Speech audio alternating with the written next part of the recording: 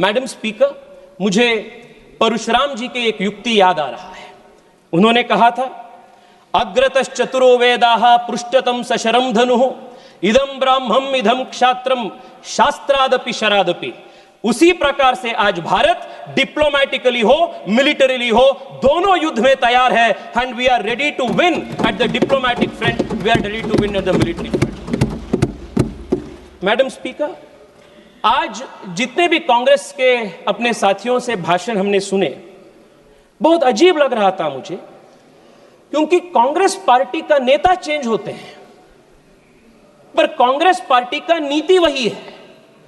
1947 से लेकर आज तक कांग्रेस पार्टी के जो कंसिस्टेंट पॉलिसी है वो भारत को और भारत के सशस्त्र बल को सिस्टमैटिकली और डेलिबरेटली वीक करने का एक पॉलिसी है। इसका उदाहरण मैं देना चाहता हूं। At the very beginning of our independence, at the dawn of this nation as an independent country, Pandit Nehru ji की एक स्टेटेड पॉलिसी थी कि भारत को आर्मी का जरूरत ही नहीं है। जनरल लॉकहार्ट के पास बैठते हैं और नेहरू जी बात ये बोलते हैं कि rubbish, total rubbish, no plans of modernisation of army is required, India का policy is ahimsa, we don't need the army, police will do its job. ये नेहरू जी की सरकार की स्टेटेड पॉलिसी थी। And this did not remain isolated in 1947. When A.K. Anthony ji was the defense minister, it was the stated policy. Madam, my party has allotted me 15 to 20 minutes time. Please give me the time given by my party. Madam, they had a deliberate policy of not building border infrastructure. और देश के army में जाति गणने का काम भी Congress party ने किया था। और मैं बैंगलोर से आता हूं और बैंगलोर के HAL हो, DRDO हो, ऐसे कई सारे इंस्टीट्यूशंस को डेलिबरेटली इन लोगों ने वीकन किए थे। 10 साल पहले HAL के पास ऑर्डर बुक्स नहीं था। आज HAL के पास 1 लाख करोड़ रुपए से ज्यादा order books make in India के नरेंद्र मोदी जी के मेड इन इंडिया के कारण के वजह से है। It was a deliberate consistent strategy to weaken the armed forces. Madam, Rafale की बात हो रही थी। The country remembers how the leader of the opposition in an extremely irresponsible fashion tried to derail the acquisition of the all important Rafale, and they also tried to derail the acquisition of Tejas into the armed forces. If it was not for our defense minister Manohar Parrikar, today LCA Tejas would not have been a reality in this country. They had tried to kill all of these made in India defense projects. Madam, 3 साल पहले general Bipin Rawat ji ने एक बहुत महत्वपूर्ण कार्यक्रम में देश को बताया था that India should be ready to face a 2.5 front war. मैं आज इस देश को इस महत्वपूर्ण सदन से बताना चाहता हूं कि दिस 0.5 फ्रंट जो है वो कांग्रेस पार्टी और इसके इकोसिस्टम है जो भारत के अंदर से भारत को खोखला करने के लिए काम कर रहे हैं। और मैं बहुत जिम्मेदारी के साथ यह बात कह रहा हूं मैडम, और मैं तथ्य के साथ इसको प्रूव करूंगा। मैडम, आज कांग्रेस पार्टी ने टेररिज्म के बार इतना बड़े बड़े बात कह रहे, बड़े बड़े बात, but what has been the consistent policy of Congress party towards terrorism? Madam, एक ही उदाहरण देना चाहता हूं।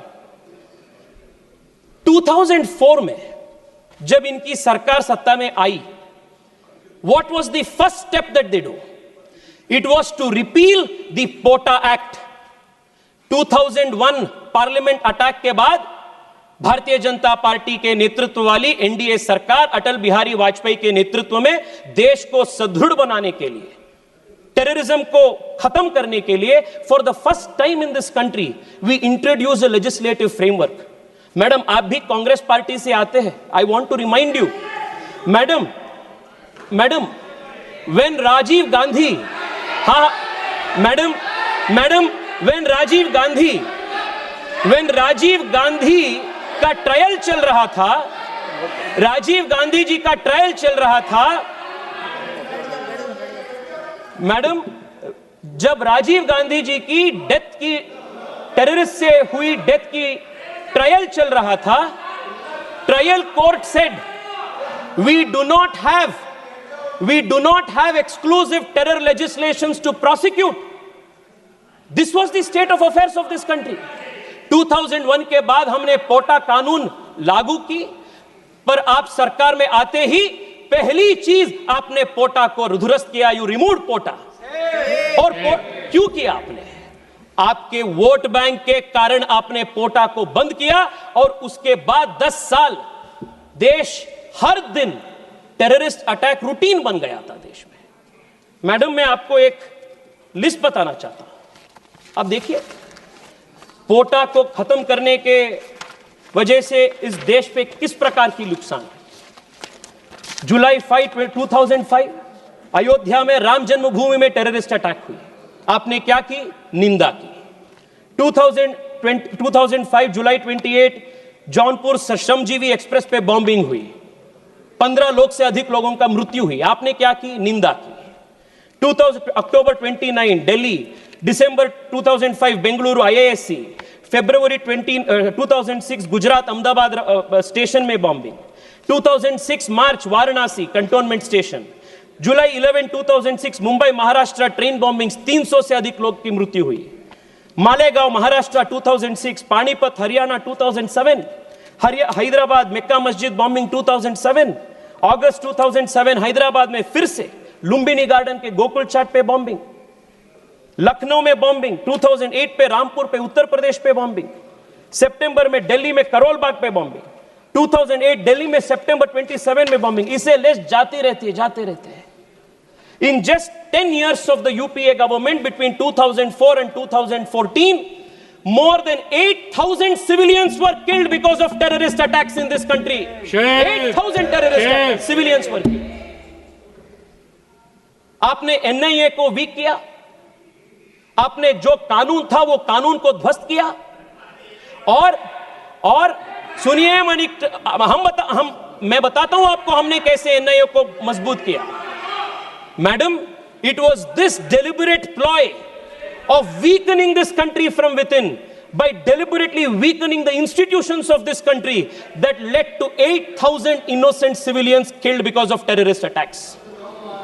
And this was also the position in Kashmir. Every Friday there were toll painters. Every Friday there was a plan for the next calendar of terrorist attacks. It was only after Amit Shah ji introduced the Constitution Amendment Bill to remove Article 370 that has seen a great decline of terrorist attacks in Jammu Kashmir. It happened in our government, अपने सरकार की नेतृत्व। Madam,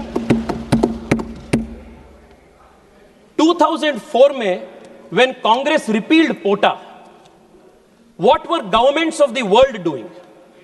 2001 में 9/11 की attacks हुई थी। 9/11 के attack के बाद विश्व में हर देश अपनी लेजिस्लेटिव फ्रेमवर्क को टेररिज्म के खिलाफ उनके फाइट को और ताकत दे रहे थे। But here we had a government in India, unfortunately, that deliberately as state policy chose to weaken the fight against terrorism. 2004 में there is only one political party in the whole world which chose deliberately and very thoughtfully to repeal an anti-terror legislation, and the disfamy of that happens to the Congress party. This, the history of the country will remember it. Madam, आज surrender के बारे में बात हो रही है। मैं देख रहा था 1-2 दिन पहले कांग्रेस के पूर्व गृह मंत्री एक इंटरव्यू में बोले, 1965 में जब शास्त्री जी की सरकार थी तब सोवियत यूनियन के इंटरवेंशन के साथ हमने सीज फायर किए थे। सो उन्होंने बोले कि हमने एक्सेप्ट कर रहे हैं, we are accepting that the Soviet Union had actually created the ceasefire. Why are you not doing it?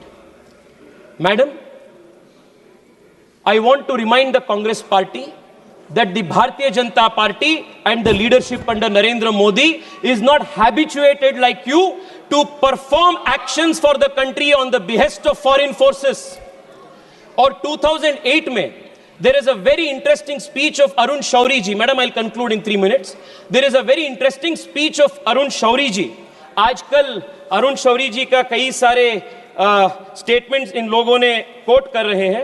Arun Shourie जी ने बताया था जब उन्होंने राज्यसभा में बात कर रहे थे that the government should stop running to mummy. Mummy he meant was the United States. And I want to remind again today that the Congress party, especially under its present leadership, should stop running to mummy, because mummy tak jana, mummy पे निर्भर होना इस party के नेताओं का, इस party के पूरे परंपरा बन गया है. This is a country that will stand on its own feet and respond in its own right. Madam, मैं आपको ये भी बताना चाहता हूं कि आज